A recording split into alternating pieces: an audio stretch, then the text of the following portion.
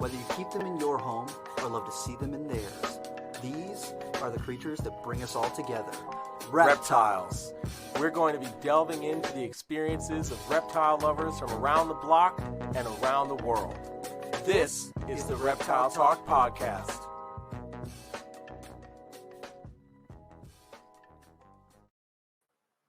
Boom! What's going on, everybody? There this it is. Jeremy Turgeon from Brassman Reptiles. And I'm Robin. I'm keeping it real. And if you're watching this on the YouTubes, On the tubes of you. on the tubes of you, then you see that we're joined with a special guest. Very special A guest. very special guest who's been tortured by us and Nerd for many days. Put to slave labor. Yeah, you know.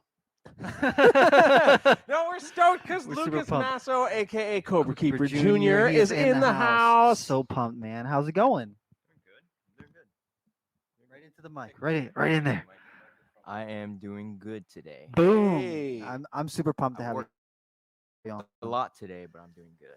That dude, you never know the value of a hard day's work.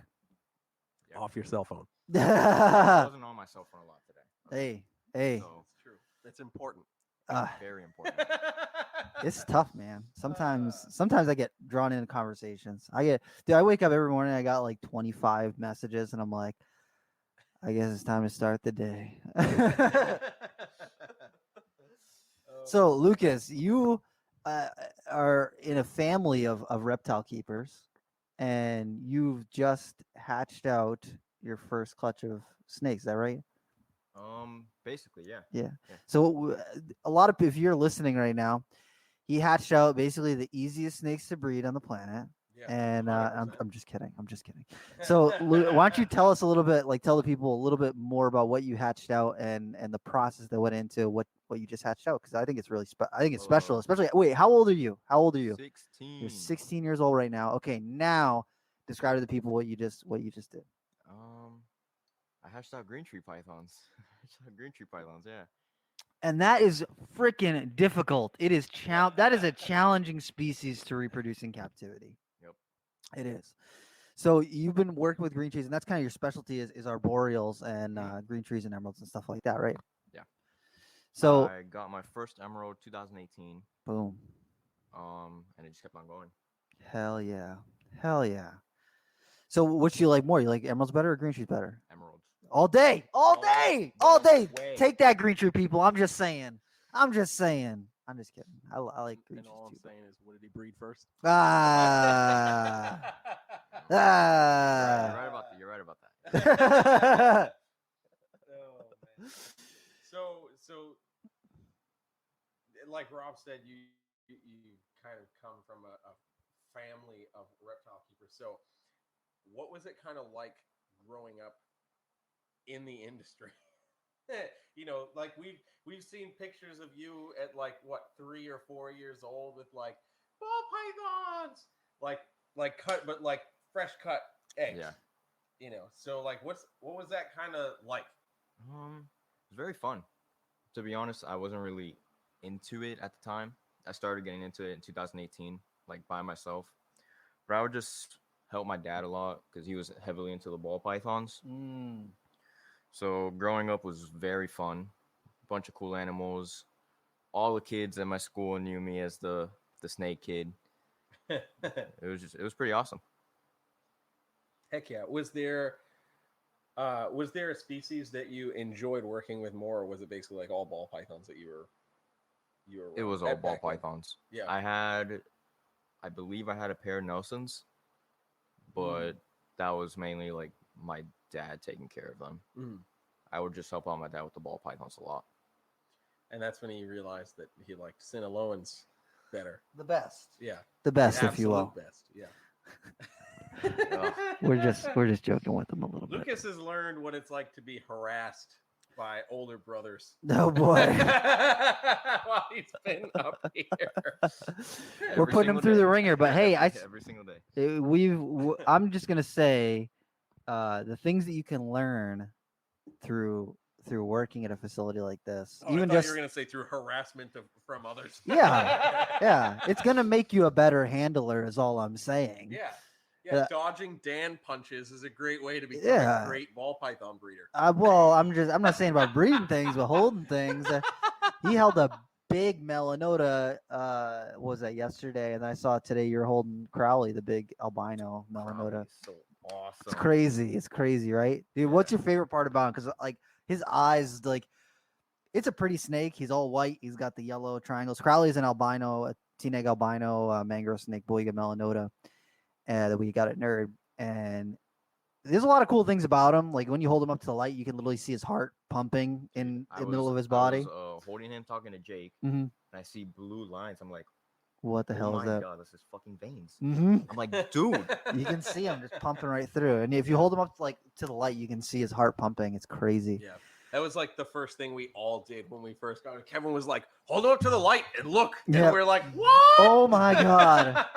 And then his eyes, dude, they're like these pink marbles. Like, I don't even know how to describe it. It's like this like really light, not even light. It's like a rich pink color. Yeah. Very interesting.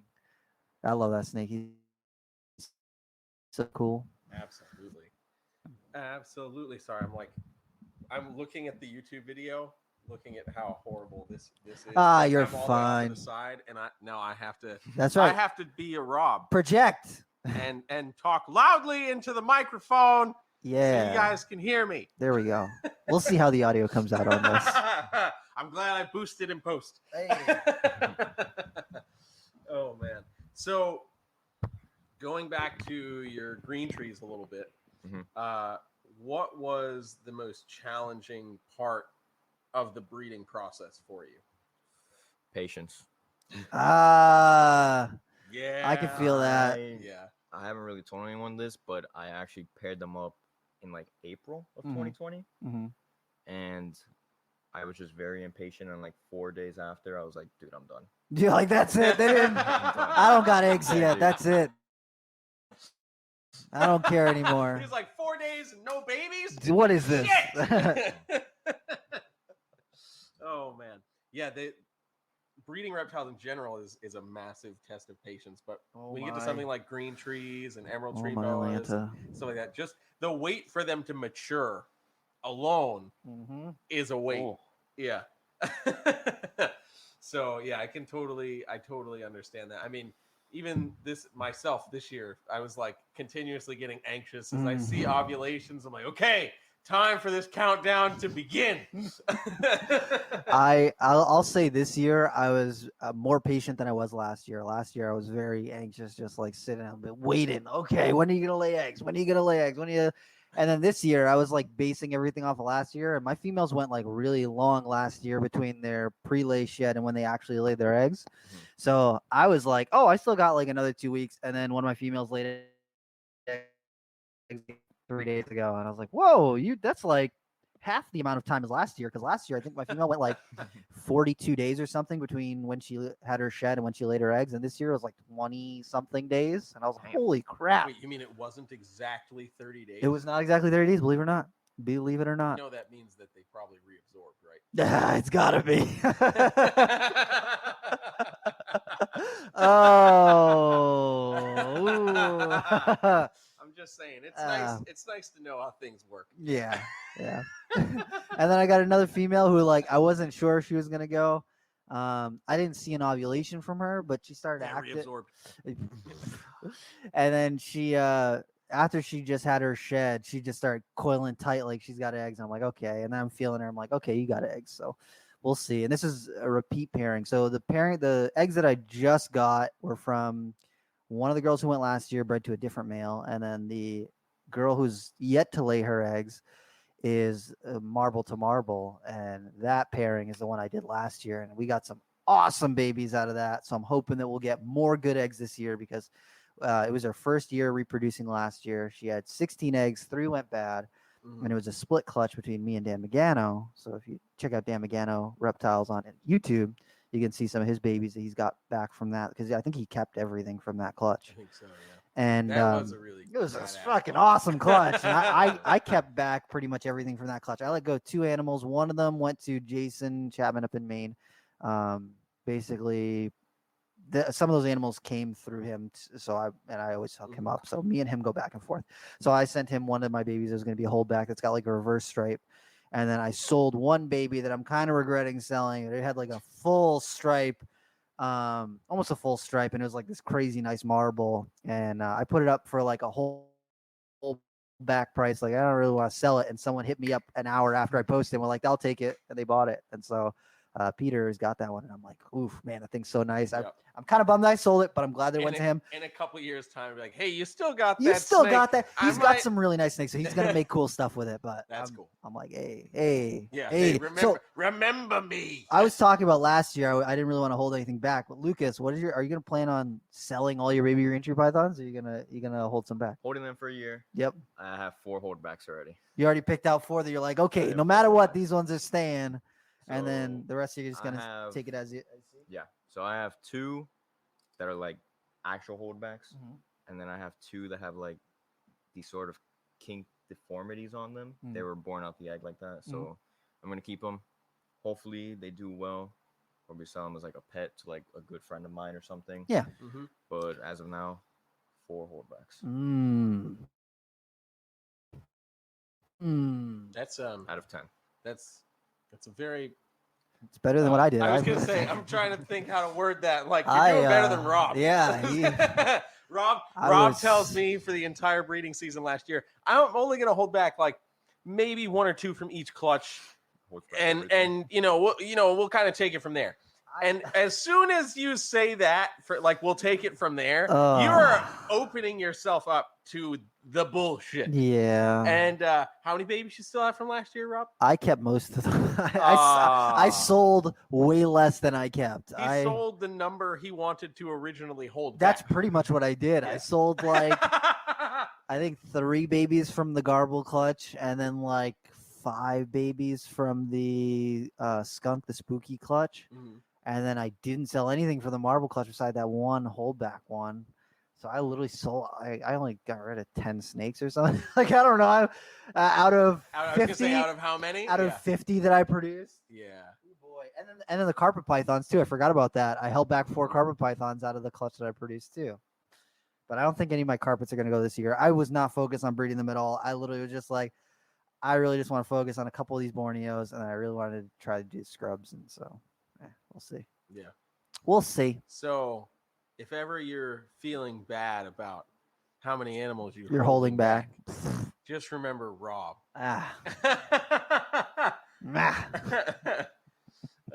man. I'm going to highlight that because that's real. A professional collector. Yeah. Hey, I mean,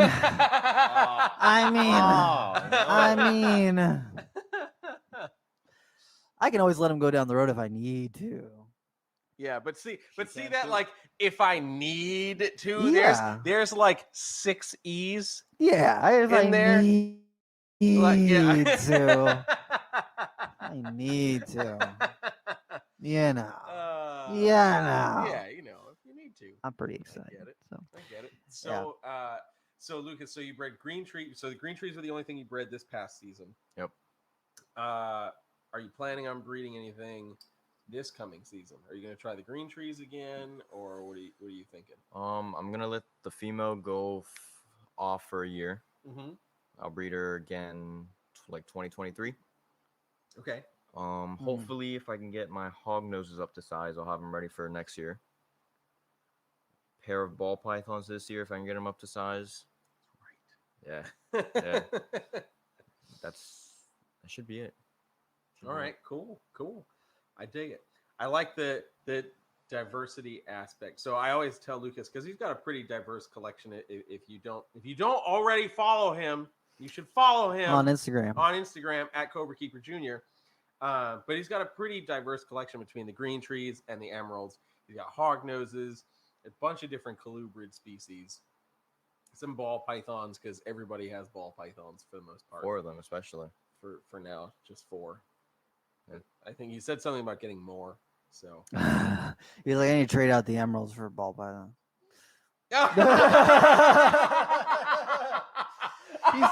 He's like, I'd never hit a one before, but Rob, you're crossing the line right now. Yeah. He's like, Rob, I like you, but I've got some pent up anger.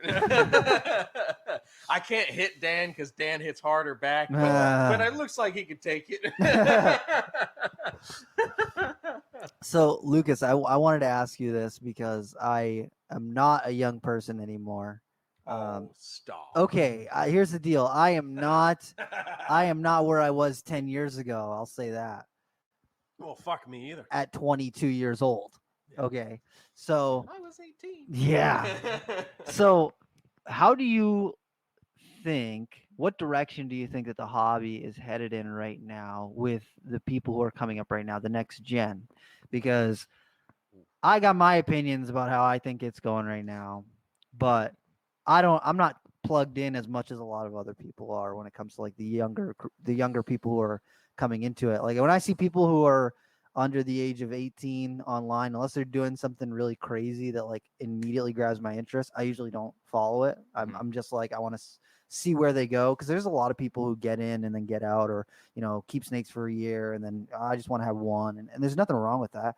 But as far as like seeing people like you who are like, I see you're doing all these big things, you've had this background into it, and it's like you're going to be around for a minute, you're going to be doing things. So ball pythons. Nah. So, but what direction do you think? What do you see a lot of these younger people going? What direction do you see them going in? What do you think that it looks like in your opinion? Industry wise, I'd probably say most of the people are gonna be like pet keeping people. Mm-hmm. I haven't really seen a lot of people like talk to me about the aspects of breeding. Mm-hmm. Like Corey is a good one, up and coming ball python breeder, fucking doing amazing. But there's a lot of people that want to keep them for fun. Mm-hmm. I mean, a bunch of stuff is going up in popularity right now. It is wild. Pricing on things are going silly right now. True. And honestly, I'm not. When I was younger, like, when I talk to my friends and stuff, we're always like, oh, we're going to breed a bunch of stuff. We're going to make a bunch of stuff. We're going to put this together and breed that thing. And I feel like a lot of people now, are, like you're mentioning, are kind of pushing more towards that. I just want to have like a couple cool pet reptiles. I just like them. I want to like observe them and do all this sort of stuff. And I think that's good for the hobby in general. Like, there's a lot of people who are like, oh, well, no, we need more people who want to breed ball pythons or breed, corn snakes or do projects. Yeah, I know. But there's a lot of people who are like, I just want to do it. And then, it might not end up being for them.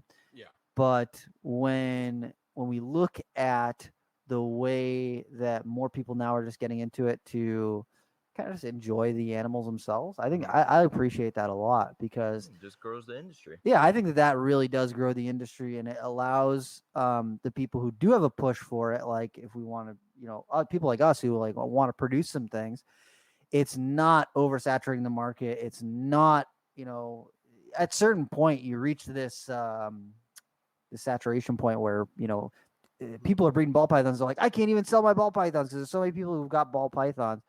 But as that's because the last 10, 15 years, everyone who's been sold a ball python has been, here, you need to breed this thing. And there's hardly any people who have been like, well, I just want like a pretty looking pet snake. And I think that's the main direction we should be pushing in, as a whole, is to push people, you don't have to breed it. Like, you can just have a cool pet snake that you like. And then the people who want to breed it, who like actually are willing to put in that time and dedication and energy and money into it, then you're able to share this thing with the world that, not everyone else is trying to do. Yep. Absolutely. Yeah, and I think that's, which we've talked about before, but that's like one of the nicer parts as social media expands, and anybody who's got a phone can take a video of themselves or of their hands looking at stuff. But there's a lot more people now who are like, especially as bioactive enclosures get more popular, or they're like, yeah, look at my awesome animal in the little slice of the jungle that I've got in my home. Yeah, and I think that's quite wonderful. And yeah, I think we're starting to see that resurgence just back into keeping. So I totally get with that. Yeah, and the other thing is, people are starting to branch out more. There's a lot of people who, they're keeping stuff that I'm like, oh, I'm glad that you like that. because it means that I don't have to breed it. It means that there's somebody who's going to make sure that this species is still in the hobby. That's someone that's invested in it. Because I look at some things like trying to think of some of this good example, like maybe the prehensile-tailed skinks, where they used to be super common and they basically disappeared. And now I see there's like some groups of people who are just like, I love these things, and I will make sure that they're around, and that if at the very least I'm keeping them and I'm enjoying them and I can share them with people.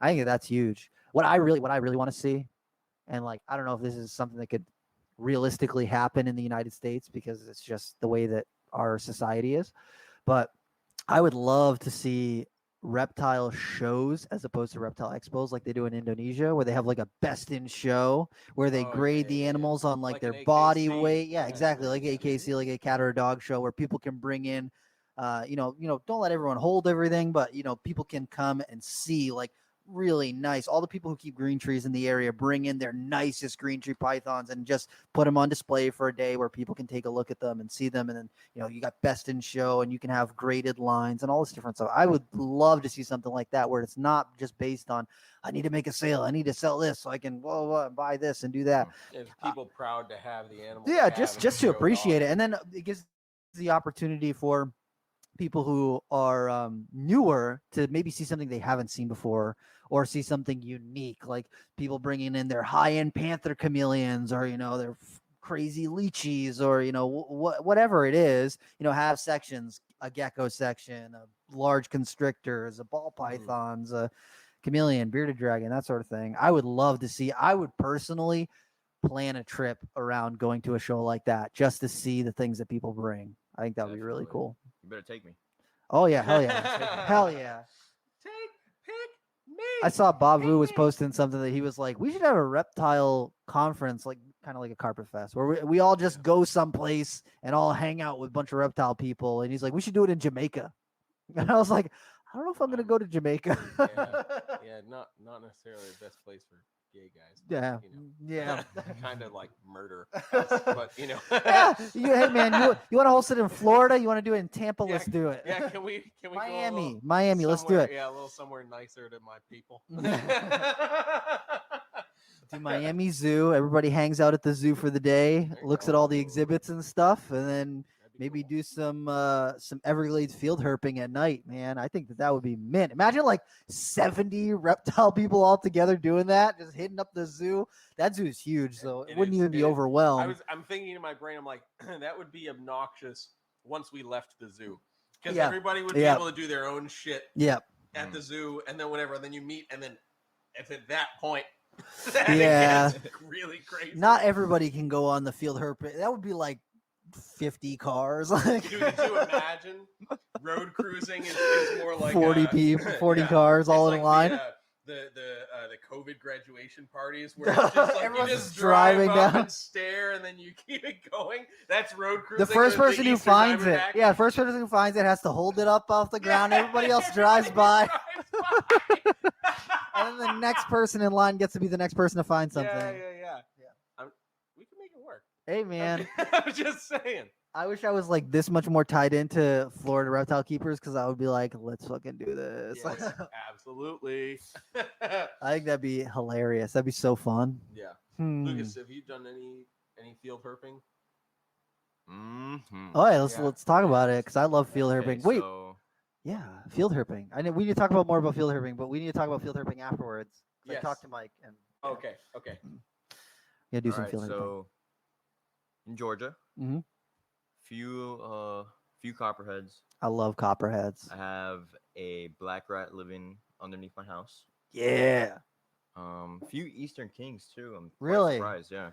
I would be so geeked if I saw a wild king snake. I'd be like, no, right there. Just bugging out. And then out of like the 6 or 7 years I've been in Georgia, not a single corn snake. Really? Not a single corn snake. And that's why you can't keep them. Yeah, exactly. Sounds to me like they're not native anymore. Florida as well, dude. The Everglades. I went with my dad and my sister for my spring break. Like 12 cottonmouths, Wow. my lifer scarlet snake. Ooh. I believe my lifer scarlet king too, Mm. and then like a bunch of alligators. Hell Super yeah. fun. Hell yeah. Yes. I feel like if I go to Florida, my big things that I really, really, really want to see Eastern Diamondbacks. Yes. Oof. I really want to see coral snakes. I'm really jealous because Ryan Martinez, zookeeper Ryan, he found a coral snake the other day, and I was like, I saw it. I yeah, saw it on yeah, his yeah, story, so remember? excited. Yes. I was Dude, that was probably like the coolest part when I went field herping out that way. It was like finding that Eastern Diamondback. I was like, yeah, it's just such a big rattlesnake. it's a beefy so rattlesnake, amazing. and also like Love their coming from a pattern. place up here where like finding a timber is like So one rare. of the rarest things out here. Yeah. Really? Yeah. Yes. Like they're so endangered, it's not even funny. Yeah. So to just find any crotolid Mm-hmm. in general, after like spending your entire life of being like, One day I'll see one. Yeah, you might see a sliver of the tail, and then it's gone, and you're not allowed to fuck with it. Yeah. You know? Don't even look at it too close. Yeah, exactly. Because if anything happens, it's your ass. Yep. Yeah. Oh boy. Oh, man. Yeah, legit. Is there anything that was like your favorite thing to find out where you're at, Lucas? Copperheads. Mm. Me and my dad actually found. Well, no, we actually rescued a timber Mm-hmm. that we had for a couple of days, and then we released back into the wild. That was very fun. I love timber. What color was it? Was it like a lighter phase one, or was it a little bit It darker? was like it had the orange and it had the stripe. Okay. I do like the all black ones though. Those are my favorite. Yeah. So for those of you who are listening who might not know, in the state of Georgia, it's illegal to keep. Sorry, I have to project. I'm sorry. It is no. It's illegal to keep exotic venomous snakes. exotic venomous. So you can keep native venomous, but you cannot keep native non-venomous, which is why we're joking about the corn snake thing. It's wild, Georgia. You cannot own pet corn snakes. Yep. Sorry, but But you can have copperheads and cottonmouths. Exactly. So I wanted to like throw that out there in case anyone was like, I don't understand how this kid can like go catch a copperhead and like have it at his house, but he can't do that with a corn snake. Georgia law, guys. It's a great thing. Awesome. Yeah, it's a awesome. great thing. Too funny. Too funny. Yeah, especially when you don't find any of what they're like, you can't keep that. You're like, I don't even see them. Mhm. Like, Hey, look, shit. I would rather keep copperheads than corn snakes though. True. Fair. True. Fair. True. Although I'm just saying, my super crazy pink corn snake, I think looks cool. I like the Yogatees that I got. So. With my very reduced pattern copperheads. Yeah, I love those. Mm-mm. Dude, you should get some striped ones. That's all I'm saying. You want to talk to my mom about that? Go ahead. She's right there in the comments. Go ahead, Hi. I have a male. You got to give him. You got to hit him with the babe. Oh my gosh. I as soon as I can get venomous of my own, I'm definitely getting some striped copperheads Absolutely. and transpecos and broadbands. And a copperhead room. Yeah, and blacktail rattlesnakes. I think they're cool. And then everything's holdbacks. Yep. And then rhino vipers. Yeah. Okay. Pretty So much. so we all know what Rob's venomous room will entail. Oh, it's gonna be just these chunky, chubby little snakes. And then outside of that room is gonna be the scrubs. They're gonna be ostracized. They're sorting everything by body type. Perfect. Yeah. Perfect. No body shaming. We're not body shaming. here. Just organization. Yeah. Just organization. So Lucas, what if you could get one species that you don't have right now? What would it be? What's next on the docket? I want to say basins, but after looking at all your scrubs, I'm just saying, we got to play with some more scrubs. a pair of Malucans would be nice. Yeah, everybody. Yeah, me too. I want some Malucans too. Okay. But basins will always be my dream snake. Hell yeah. Yeah. And you know what? If you are letting go of some baby green tree pythons, what you do is you just stack that baby green tree python money and then buy basins. Yep. That's high risk, high reward. I mean, honestly, the basins are easier to take care of than a lot of the other arboreal stuff. So it is true. They're really tolerant. They're so easygoing. It's so easygoing. They're so nice too. Yes. Yeah, except the one that bit me. But That's fine. Hey, look, there's always it one was being in a accosted. Bunch. Yeah, there's always one in a bunch. Just like everybody at Nerd's cool except Dan. Dan is cool. That's too funny. We've spent the last couple days working with Dan around the building exclusively. Yeah, pretty much.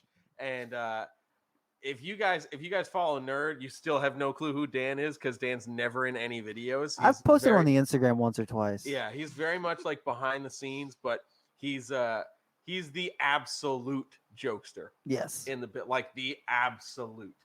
And the story guy. He got some crazy stories. He has got some stories. I'll tell you what, boy. Yeah, that's pretty true. So we've had that experience for the last 48 hours. Oh, more. That's true. Miramar. Hashtag King of the Clowns. Oh, King of the Clowns.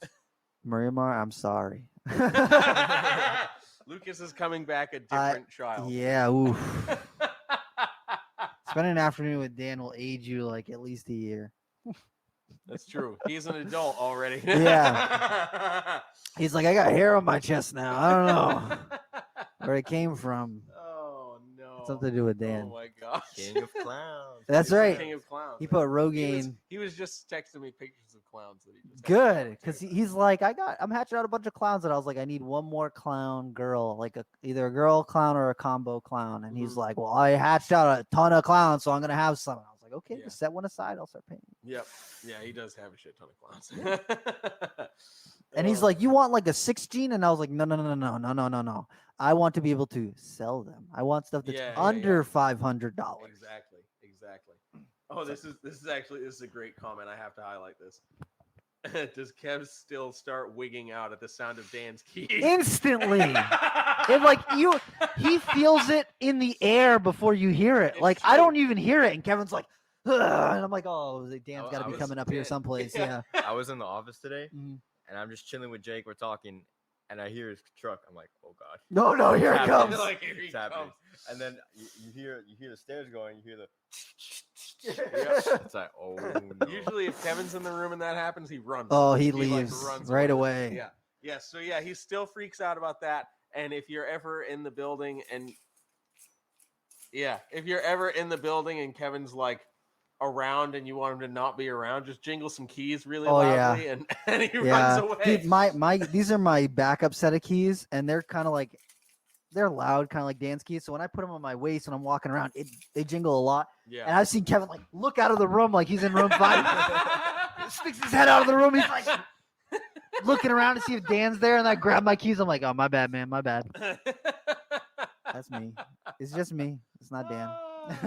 That's so great. I think we should all just get a keychain. Oh, that's. Wear it.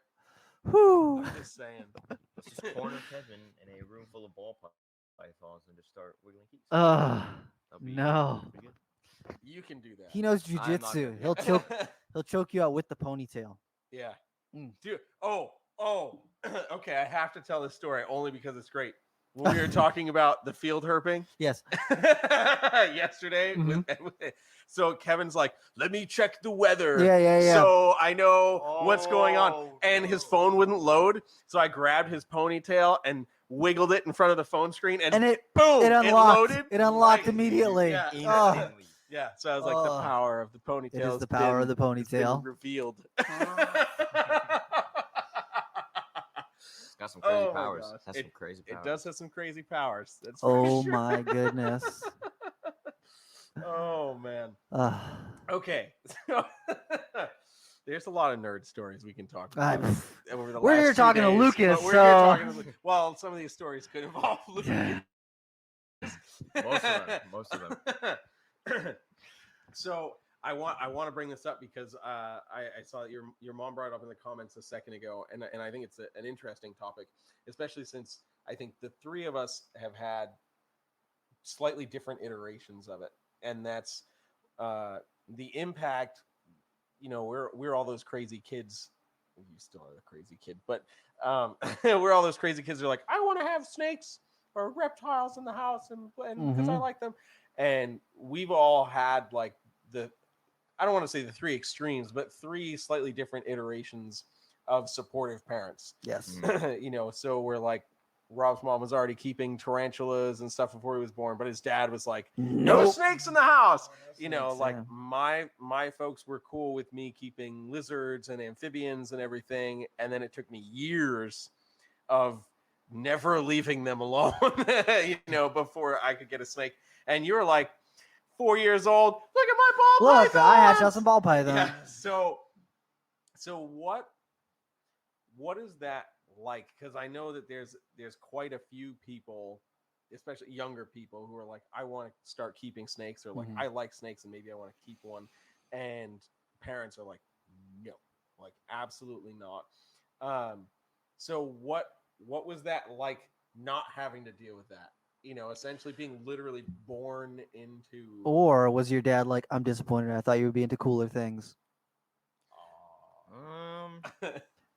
Well, I mean, like I said, my passion by myself didn't start like 4 years ago, and he actually bought the emerald for me. Oh, damn. That's mint. That's where it's at. Yeah.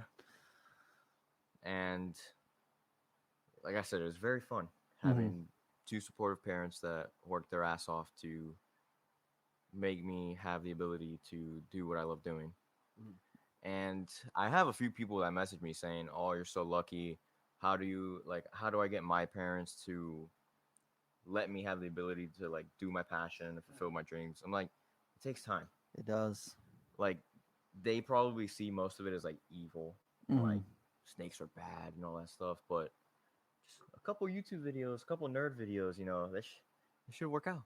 It definitely can. It definitely can. I mean, it takes a long time. Like, a lot of people don't see all the stuff that goes on behind the scenes. Like, when people are like, oh my God, you just have this like amazing collection and all this stuff. And it's like, yeah, I've spent years and years getting together animals and working, and Doesn't happen overnight. It does not happen overnight. I've had stuff that I was like super pumped about that I raised up, and then all of a sudden it's not the right sex. And then I've had animals that I'm super pumped about, and then they just randomly die for no reason. And it's like not anything that you can predict that's going to happen. Like there's so much that goes on behind the scenes that people don't put right out there. Like even the people who are transparent, who talk about, oh, I had an animal that was born with a kink or this sort of thing or that sort of thing. They don't talk about everything. Like it's just not plausible to talk about every little thing that goes into it. And like, even when I was first getting snakes, like I wasn't allowed to get snakes until I was 13, but I was interested in snakes when I was 2, like when I was 2.5 and 3 years old. When I was 5 and people would ask me, what do you want to be when you grow up? I used to tell them a herpetologist. And then they'd be like, why does this child know what herpes is? And my parents would be like, no, that's not. Nope. Nope.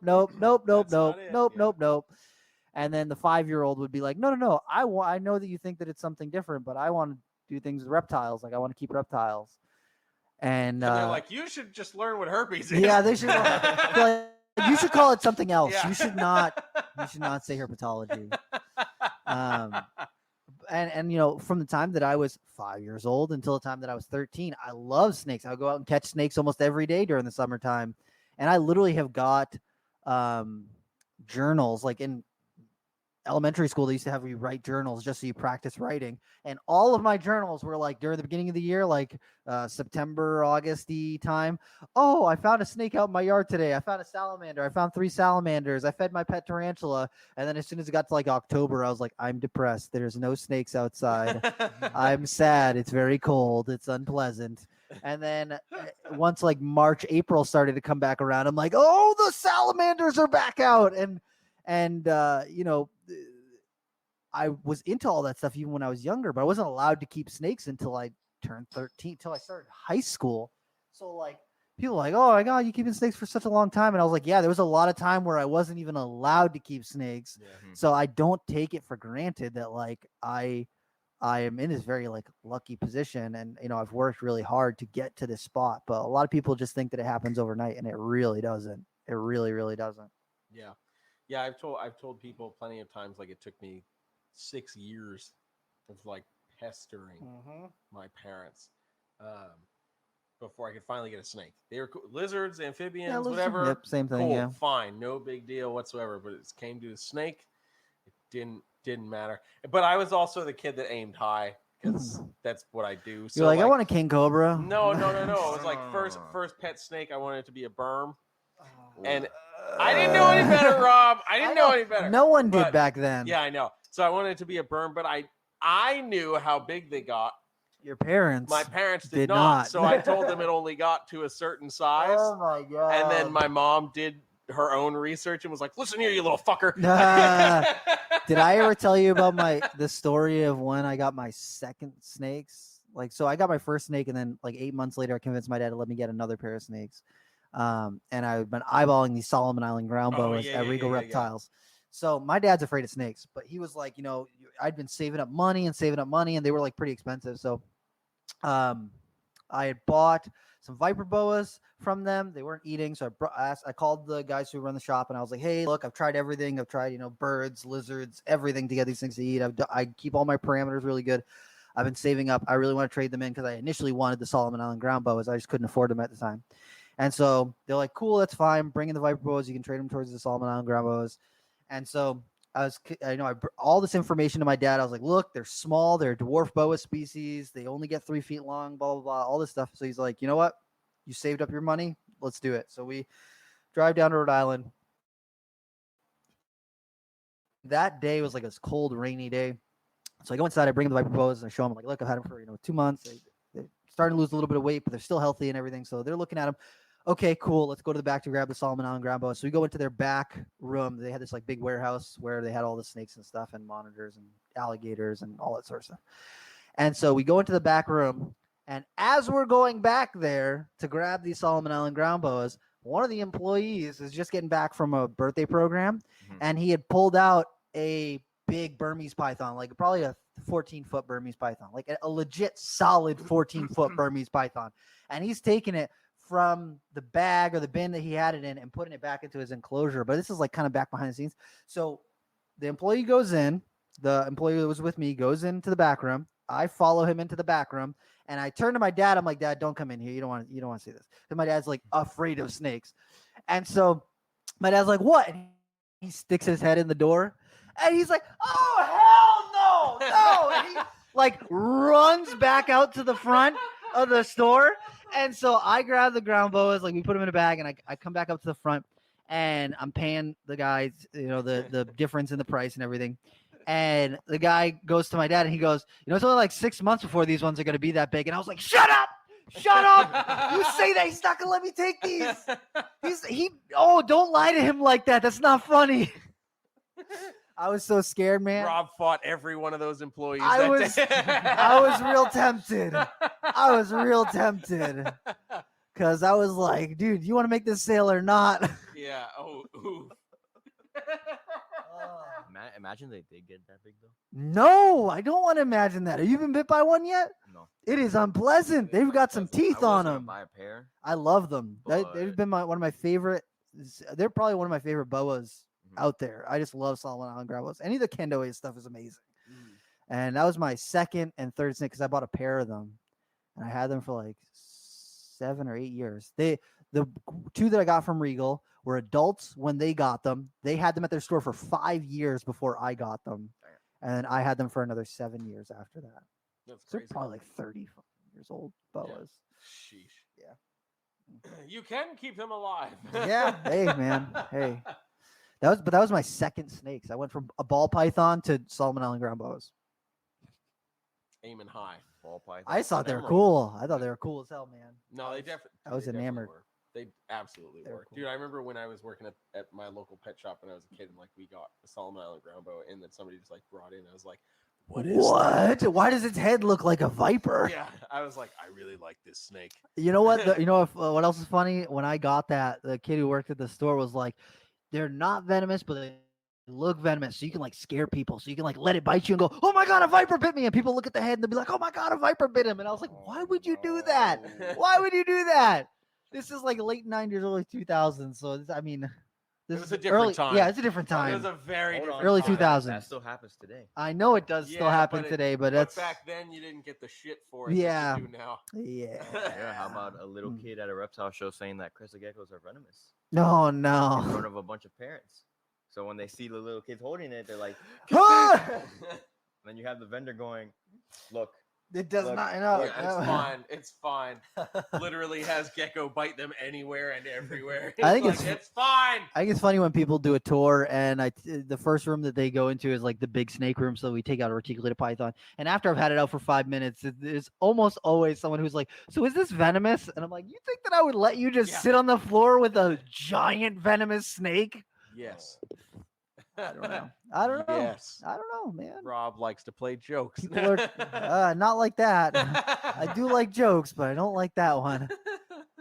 If anyone is listening to this has not visited Nerd yet, in our bathroom that we've got upstairs, there on the toilet lid cover, I put a tarantula sticker so that when new people come in there and they lift up the toilet seat, there's like a giant tarantula sitting on the toilet. I thought that was funny. Until I did a birthday party for like a bunch of 6-year-olds, and a little girl did not realize that it was a sticker, and she came out crying. She's like, "There's a giant tarantula in the bathroom," and I was like, "There is no tarantula in the bathroom." She's like, "It's on the toilet," and I was like, "Oh, that's a sticker. My bad." Rob is crushing it. I've Creeping it real. made mistakes.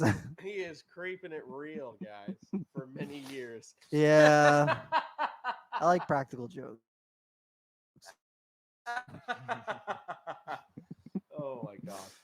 All right, Lucas. So, what would be like the next species that you got to get your hands on for your collection? besides basins. And Cinnalone milk snakes. Oh, okay. Besides basins and Cinnaloans, I would have to say scrubs, white lips. That's it. I think that's it. Hell yeah. I'm good on colubrids. Yeah. I'm good on berms and retics. I'm done with those. They're just a lot of work, man. You know, when you can accidentally pull your back trying to take your pet out, I don't know, maybe I don't need it. 4 berms and 2 retics is enough. That's a lot. Yeah. Oh no, 3 retics. Think of just the amount of caging that needs. I can think about how many other species I can fit into that same amount of space, and I'm like, yeah, I don't need it. Exactly. You know, a lot nicer scrubs. I'm just saying. True. You're not wrong. You know what's crazy? In Massachusetts, you cannot own reticulated pythons or super dwarf reticulated pythons, or anacondas. You can't own yellow anacondas or green anacondas, but you can own scrubs without a permit, and you can own berms without a permit. Why? Yeah, exactly. We've been asking that question for years. Yeah, it's basically because anacondas are giant. I saw the movie with J-Lo. And then reticulated pythons are long. Oh my gosh, they're so scary. Look at how long they are.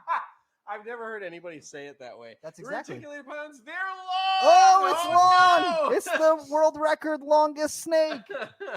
That's their whole reasoning behind it. It is, dude. That is. There is no other rationale to it. No, I know. They just will never come out. Oh, they tell won't you admit that. I would love to hear Bobberini say that, though. Oh my God, yes. Him or Tom. See, Tom is gone though. He just retired, I know, so I know. it would have been more valuable coming from him. Yes, but yeah, it is what you it could is. get Bobberini to say that. They're long. Ah! Shout out to Mass Fish and Wildlife. Hey. So, Lucas, do you have any plans to go traveling for the future, or what's your next trip? Because you're up here for another week, right? Yeah, I leave Monday.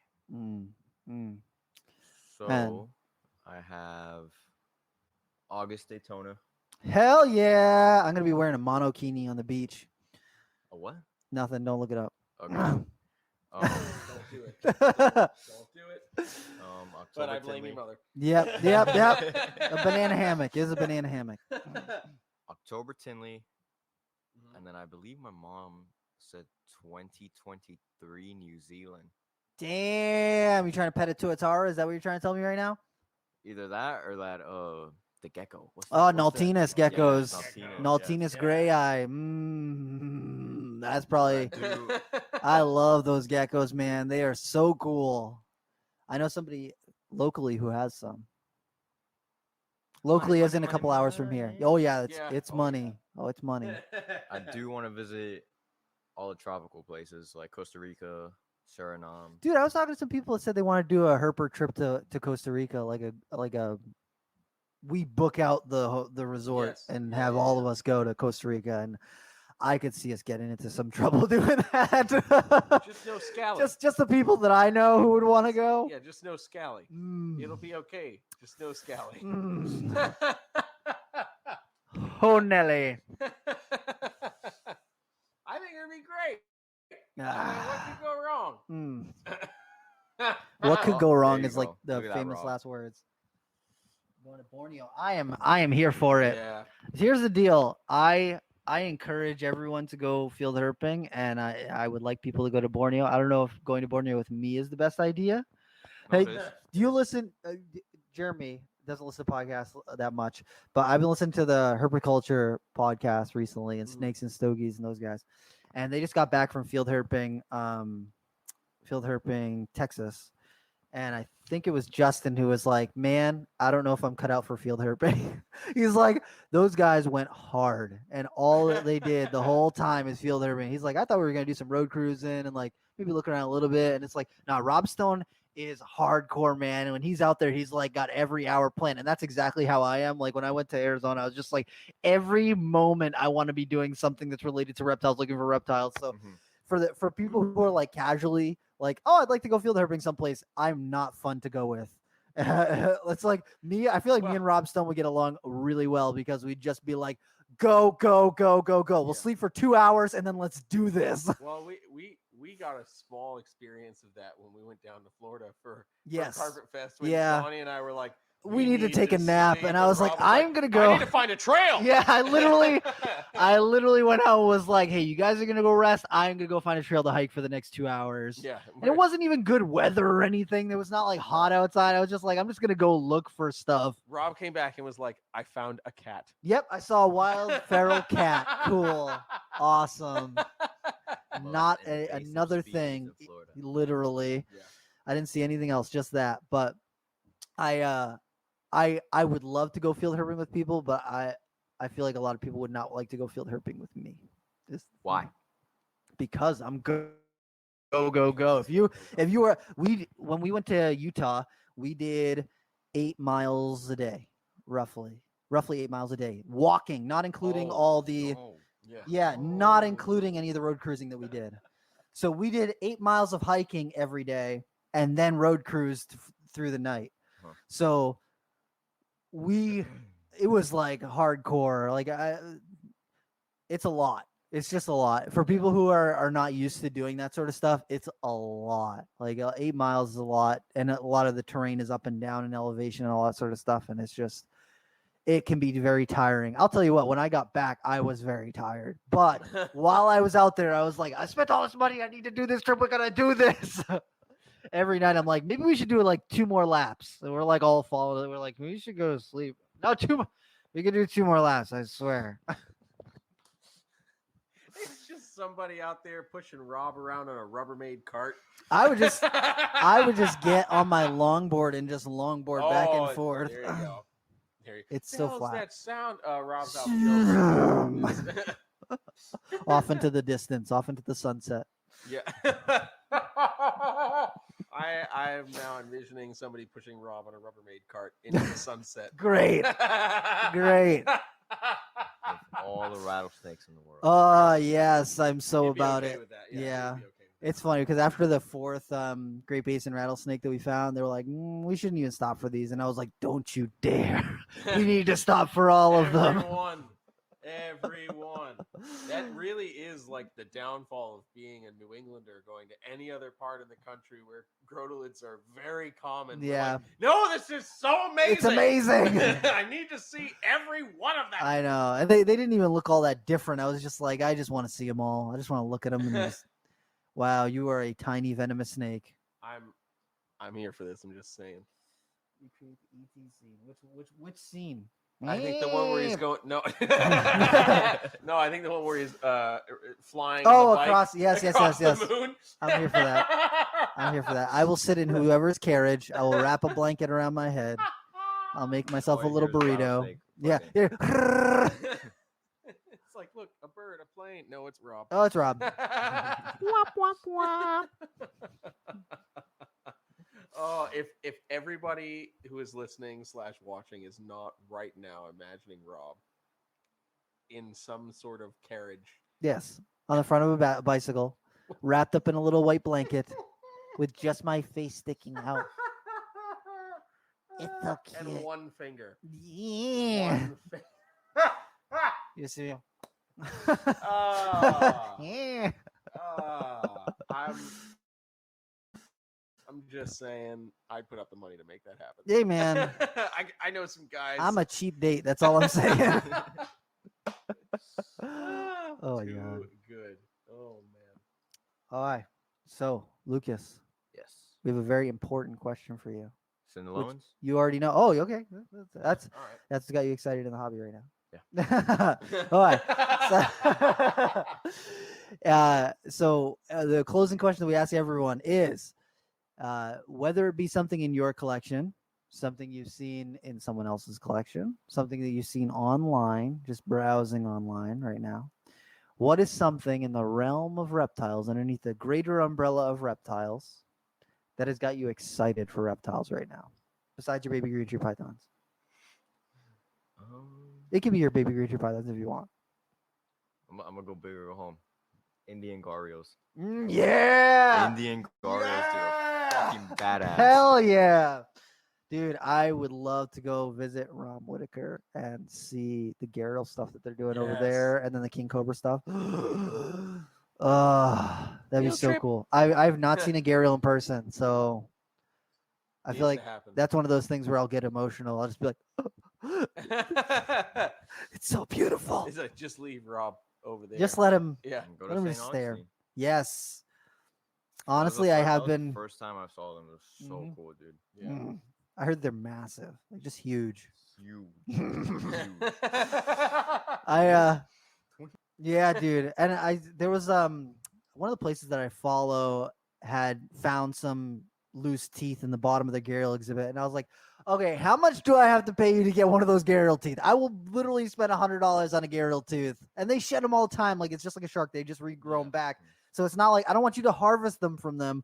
But if there's a broken tooth in there, I will literally give you $100 for a Gharial tooth. I want one. I want a necklace with a Gharial tooth on it. That's all I'm saying. Yeah, that would be pretty. That'd be badass. so cool. That'd be pretty badass. I've seen the alligator tooth necklace, and okay, that's cool. Mhm. But a Gharial tooth on a necklace? Dude, I love Only seeing the real ones would know, because Legit. everybody would be like, "That's a cool alligator tooth." You'd be like, "You son of a bitch, Peasants." You peasants. Have you seen the baby that St. Augustine had? Oh my goodness. Kenan did a video on it when it was like 2 years old. Mm. It's like, And the nose is like, dude, it's like, how did it come out the egg? I love it. I love it. I know. How does that fit in the egg? It's probably curled.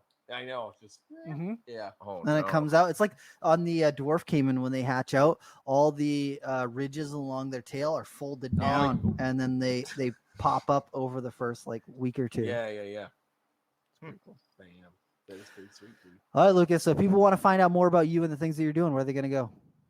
You can go check out my Instagram, Cobrakeeperjr. I also have another one, LM Exotics, Lucas Masso Exotics. I don't really use that one. I do need to, but Cobrakeeperjr is my main one. And then I also have a website. You have a website? I made it last year. Yeah. Damn. Okay. He's more legit than me. LMExotics.com. Right now, it's just a little bit about me and my, like a little gallery.